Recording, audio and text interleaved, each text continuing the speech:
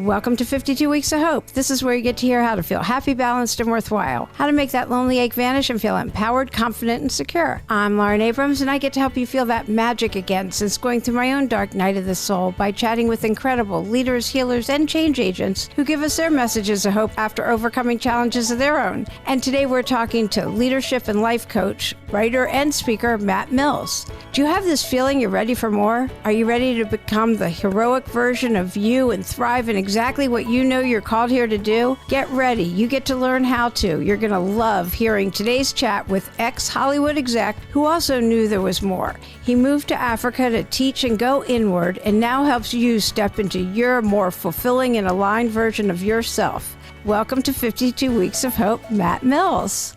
Hi, it's great to be here.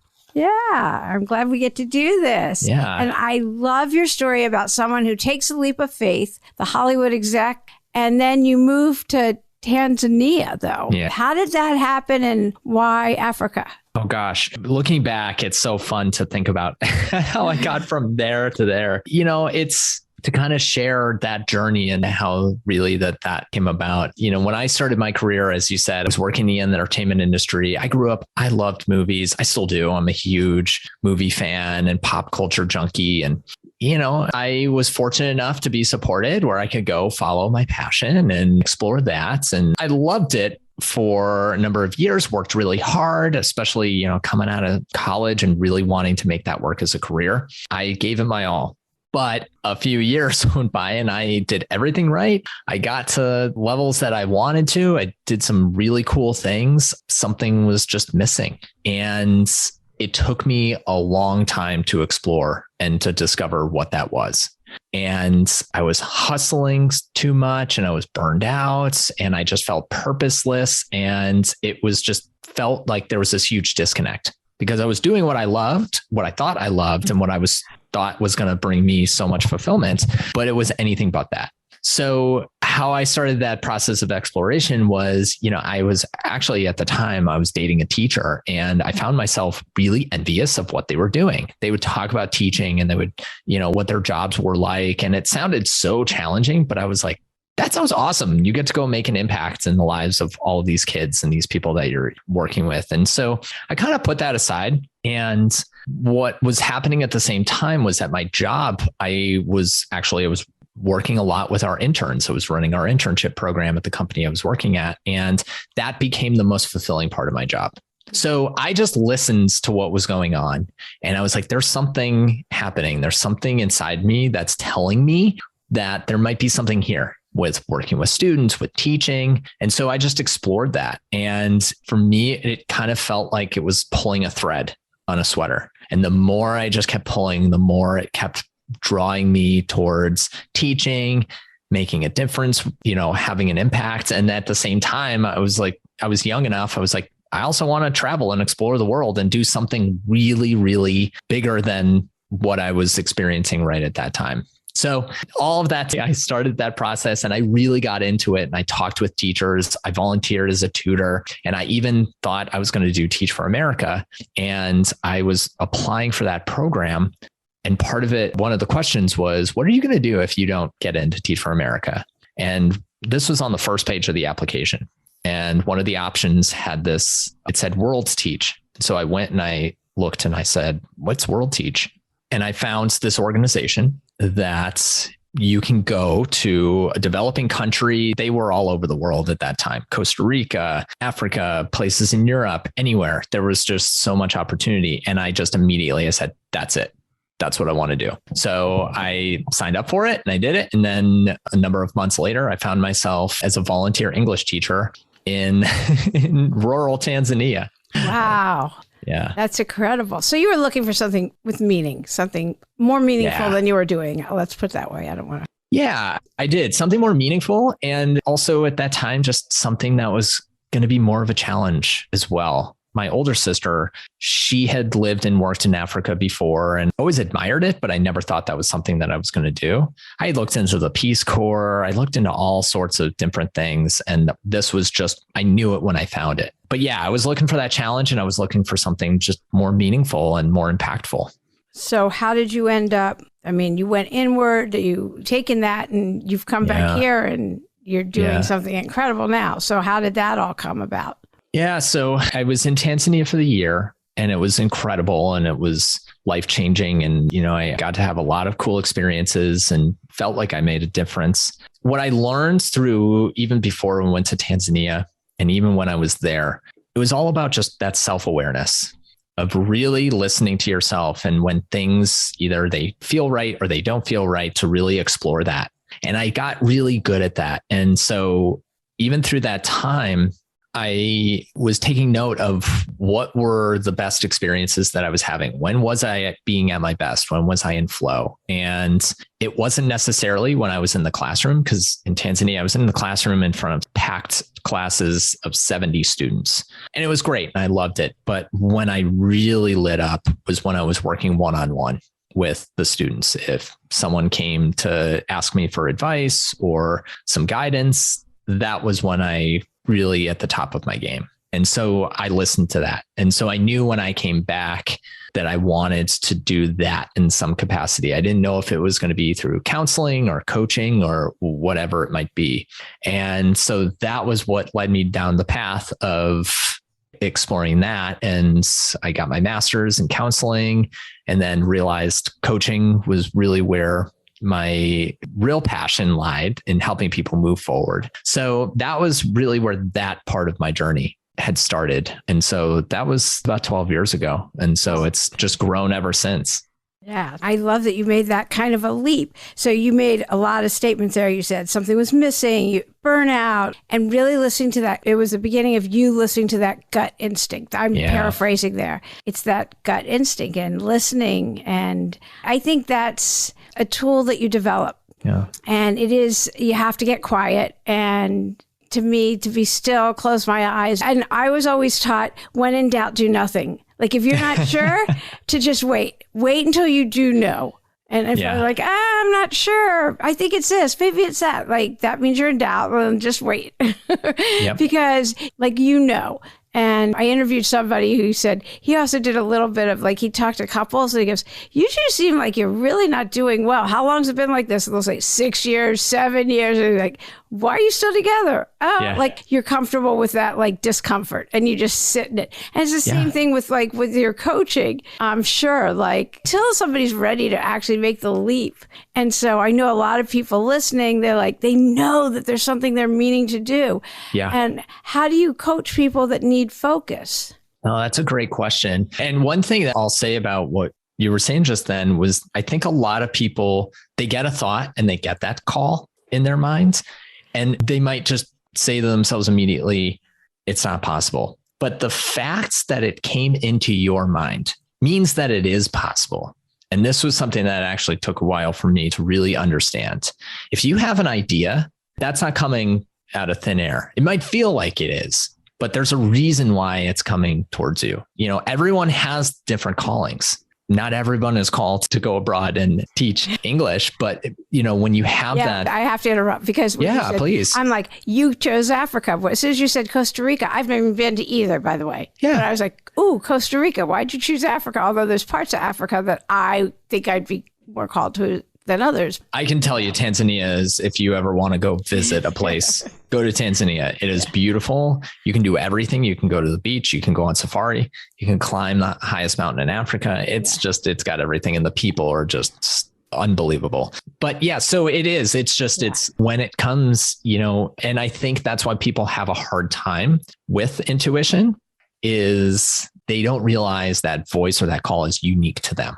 So explain that a little bit, go a little bit further. So when somebody has that idea and they think, it's just an idea, and just keep going, you're saying it's not. It's not just an idea. I think you owe it to yourself to explore that. So you had asked, like, how I coach people to really listen to it. So I think of it in two different ways. You can either be a scientist or a detective. Both are different, are the same kind of approach, but basically explore it. So if you're a scientist, it's sort of like you're going back to 7th grade science, where it's like, put a hypothesis together of something you think that might be true. And then 3 things will happen in the process of exploring that and testing that out. You'll either confirm that it's right, confirm that it's wrong, or find a completely different possibility altogether. That's how all of our science, it works. And so when you get that thing, when you have that call, and it might be a few different things, test it out. Do some experiments. That might be having a conversation with somebody. It might be just doing some research online, taking a class, volunteering, whatever it might be. Same thing as if you're a detective,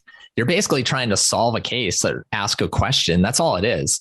It's just as a detective, you're just asking a question, what then leads to the next question, to the next question, and you're following those clues. What's a good kind of question to ask? I think what might be possible is the best question to first ask. So instead of saying no, reframing it in what if it were yes. So you had mentioned like writing a book. If someone says, yeah, I have a great idea for a book, and I'm like, I could never do it. Instead, ask yourself, well, what if you could? What would be possible if you did put in the effort for that? And just see what comes of it. You do not need to know the answer right then and there, but it is just asking that first question and then seeing what question comes after that. So I also think, does that excite you? Does that light you up inside? Yes. Does that make you light up? Does that bring the magic? Yeah. They say they have quotes on the other side, but I love you're magic. But it is like, does it light you up? Does it make you excited? It's a great question. That's it. Yeah. It's funny you say that because that's been a big insight that I've come to recently for myself. I have a ton of ideas. Things come to my mind all the time. That's always the test.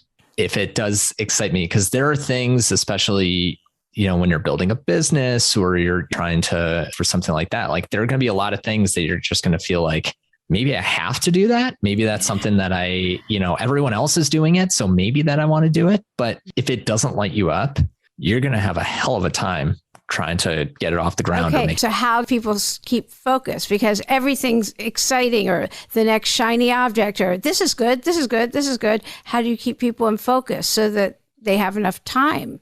Yeah, you need to. So what I believe is that you need to know what's the mission, what's the end goal. So I talk about this. So I'm a big runner, as I've posted about and talked about. I love to talk about running metaphors. And first thing is you want to find that finish line. What purpose is this serving? I think that's really important. You don't need to know exactly what that is, but have an idea. As an example, I do run marathons and I do train a lot for them. And until I'm actually signed up for a marathon, I don't do any training. I mean, I run almost every day and I do that as just a regular part of my routine, but I'm not actually training for anything until I sign up for it. So I know what the finish line is. So as I'm going along and I'm making decisions throughout my day of what's my training going to be? What is it that I want to do? Oh, I have this idea. Oh, I want to start doing strength training or yoga. I have that finish line in focus. And so that's usually how I guide people in first getting really clear on what's that mission? Why is it important? And what choice is going to feel more purposeful in service of that? Okay. So do you have a way that you help someone get clarity? They have these ideas, and how does somebody get clear? Mm-hmm. It's taking action on that. So there is a point when you do have to make some sort of decision. Some people, and this is where it can depend, some people are really decisive. And I might ask, well, what's the thing that's standing out to you the most? Maybe what's the thing that is the scariest? And then start with that. Other people need a little more exploration. And so it's meeting them where they're at to see, okay, is there a little bit more testing and exploration around this that you feel like you need to explore before really knowing if you're on the right path or not? And then just measuring it along the way, having that feedback loop and knowing if it's telling you to stop or to pivot or to go another way. Check in to see if that's something that's resistance, which is that idea that Stephen Pressfield talks about of that thing, that voice that's also telling you to turn back because you're doing something new and foreign and maybe scary. Your brain is going to tell you run as far away in the different direction as possible. And so you want to check in with that as well. And so if you notice, well, I'm procrastinating, there's something else that's kind of getting in my way. Again, check in with that finish line or that vision or that mission. And if it's still aligning with that and it's going to move you forward, keep going. If it's not, check in. Maybe there's something different that's out there that needs some more exploration. Yeah. Did you have that happen to you? Oh, yeah. So what happened? What did you do? Yeah, I had that happen multiple times. I can speak to it when I was looking to possibly go into teaching when I was leaving my career in entertainment. I explored it. So what I did was, I had a lot of informational conversations. So I'm a big fact finder. So I like to see what other people have done, what their experiences have been. So I did a lot of that. I tried it out on my own. As I mentioned, I did some volunteering. I was a tutor for some nonprofits, experiences where I could actually try it out and see. I went to informational sessions because I thought I'll be a school teacher here in LA. And, it was just exploration. That was it. When you came back and you start coaching and you're like, as you hit different levels, you must have freaked out. What am I doing? And all of this and hit the resistance you were just talking about. What did you do so that you would keep going and think bigger and things like that? Yeah, I know I keep coming back to it, but still checking in with the vision that I had. That still means something to me. Did building a successful coaching business, does that still mean something to me? It could look a lot of different ways, but checking in with that is always the biggest guide point that keeps me going. Now I'm just more attuned to when I know it's resistance and I know it's just a lot of bullshit that's trying to kick me back. So I think there's that, but then also just building up a community of support. That's been really, really helpful for me. Just having the other colleagues, other friends, other people, my wife, people around me who can also help keep me on track, where I can be vulnerable and say, you know what, this is kind of what I'm thinking, or, I'm not really feeling this right now. What do you think? And having that outside perspective can be really, really helpful. So how does somebody find community? Because community is so important. Oh, yeah. And of course, this has been a huge topic over the past couple of years because community has looked different. It has. But it's so important because that's how people survive and it's so necessary. Yeah.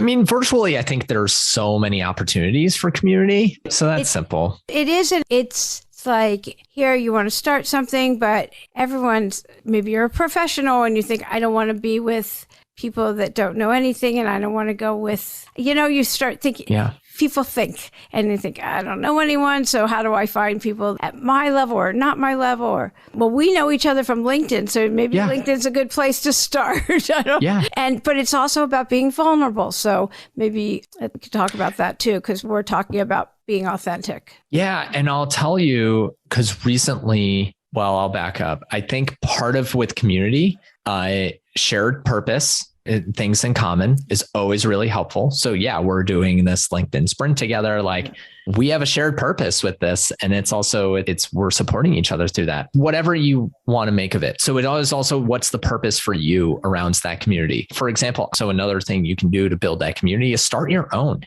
I recently started a new running club here in LA. And that was just because I was like, it's been 2 years. It's been a while since I've been in a community with other fellow runners. That's something that I love. It's a way for me to connect with people. It is no professional affiliation. There's people who love to run. That's it. And it's been great. That's a way of community. I could also say, you know what? I want to have a community of fellow coaches. And so there's outlets for that. So it's the same with anything else. Get clear on the purpose that you want that community to serve, and then go from there. You'll find it.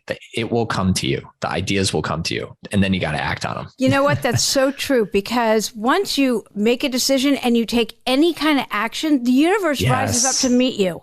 It just does. I don't know how or why, but it just does. And it'll rise up to meet you in either direction. So if you want to be negative, it'll rise up to meet you that way too. So you want to be really clear and purposeful, like you're saying, and take a positive action.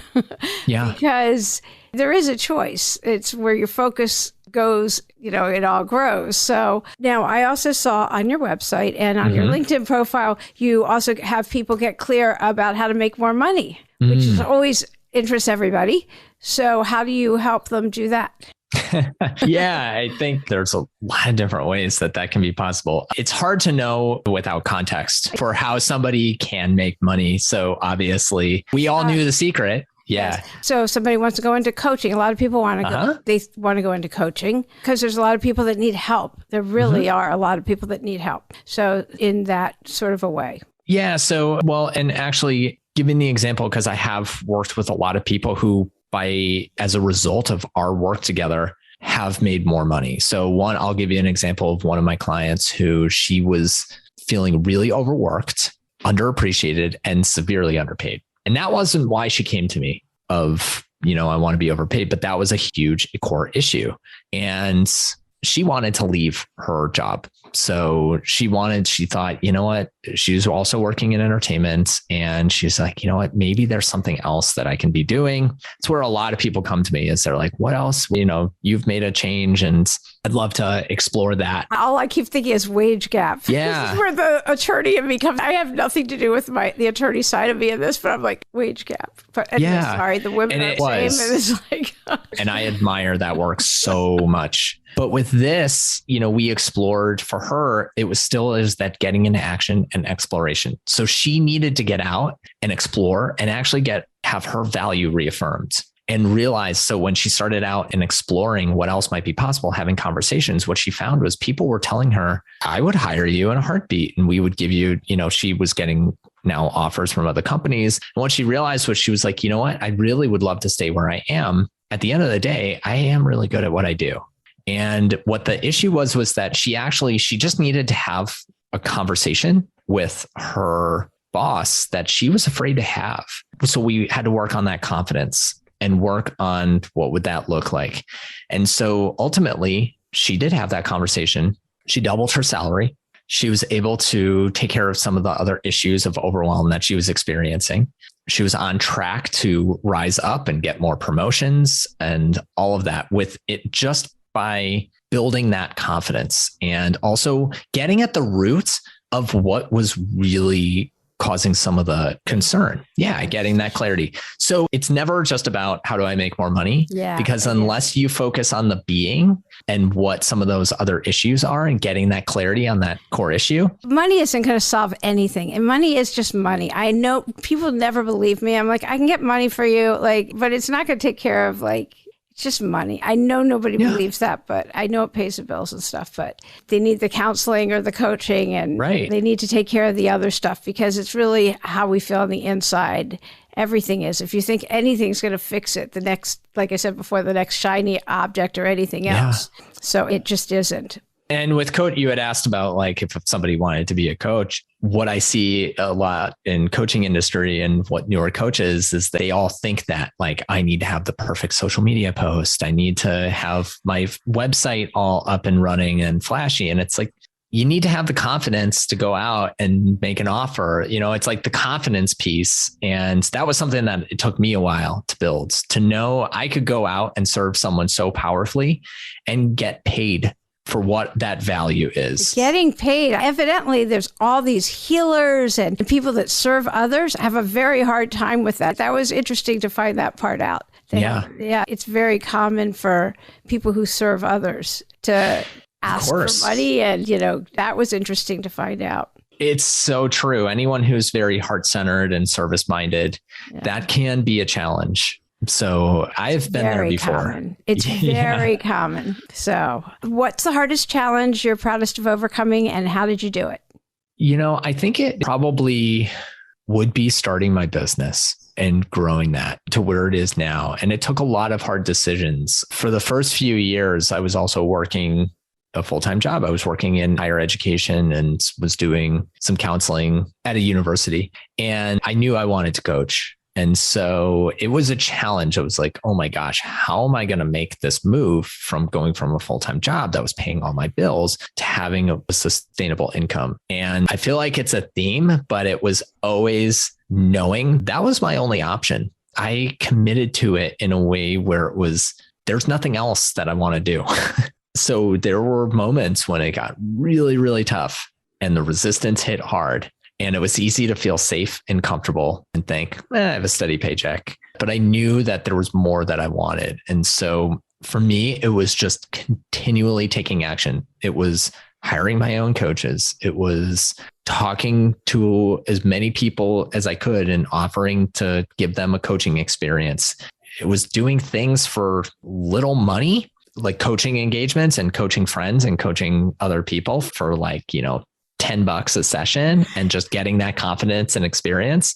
And then it got to, it was a slow build. And then it got to a point where I just realized I had prepared myself enough where I had to make that leap and I was ready for it. And the only thing holding me back was taking that leap and leaving my job and fully focusing on my business full time. So the challenge really for me was, especially starting off, how am I going to get to that place where I can replace my income from my full-time job and do what I love and all of that. And it was just that determination and just keep moving forward. That was honestly what kept me going through that challenge and overcoming it.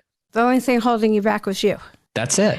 Yeah. So we're always in our own way. Yeah, absolutely. That's why I wanted to interview you, because you took the leap. And I love that. Yeah. And here you are way on the other side and always glad, like we know. Yeah. And do you have a message of hope that you want to give? I think the message of hope is that I know for me, this was a big message, but you're not bound by your circumstances. I think this ties into a lot of what we've been talking about today so far of, it's that Walt Disney quote, if you dream it, you can do it. It really is true. I think that our dreams are not fantasies. They're coming into our mind for a reason. And it is possible. And so lately, one of the things that I'm actually working a lot with people on and focusing a little bit of my work more specifically is helping people take these career breaks or these career sabbaticals or career pivots or shifts. So I think the message of hope is that any of that is possible.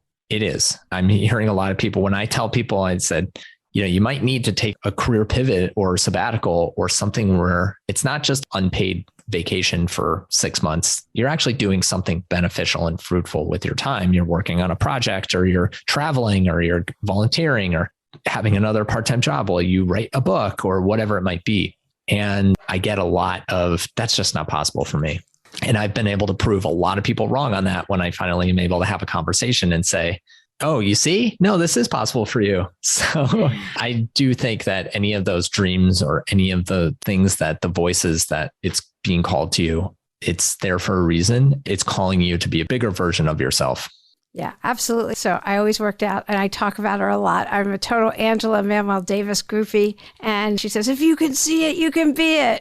Yeah. God didn't put that in your head for no reason. Yeah. And I didn't know the Walt Disney quote, but that's great. You're the first one that came that close to Angela quote. A lot of times we're all saying the same thing. Absolutely. I just love that. Oh, thank you for being a guest today on 52 Weeks of Hope. I appreciate it. Thanks, Lauren. Yeah. I hope you enjoyed this week's episode and take with you Matt's messages of intention, living your dream, and clarity. Such great messages to take into your week ahead. Be sure to tune in next week and learn how to tap into your intuition, do what's right for you and your soul, and get clear on your inner calling. You also learn these really great manifestation tips and how to be the most confident version of yourself in every setting, no matter how you're feeling inside. That's next week. I know you're going to love that episode. It's so good. I'd also love to hear from you what you liked on this week's episode, what topics you'd like to hear, if there's any healers or change agents or leaders that you'd like to hear from, or certain if you want me to do a series on walking through imposter syndrome and exactly what it is or something like that, just let me know, DM me, or the best thing to do is just go to the website at 52weeksofhope.com and send me a message in there. I'm Lauren Abrams. If you're enjoying the podcast, tell 2 friends. Thanks for listening.